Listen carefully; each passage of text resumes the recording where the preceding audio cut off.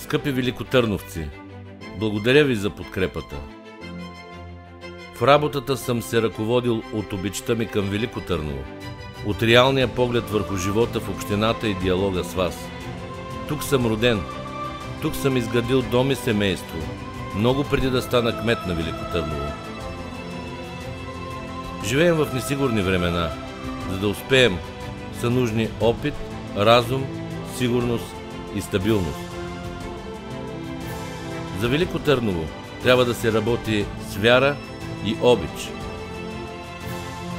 Аз съм доказал, че мога да приведа Велико Търново и общината през изпитанията. Нека бъдем единни, нека опазим това, което имаме, за да продължим напред. Велико Търново е нашият дом. Вярвам, че заедно ще успеем.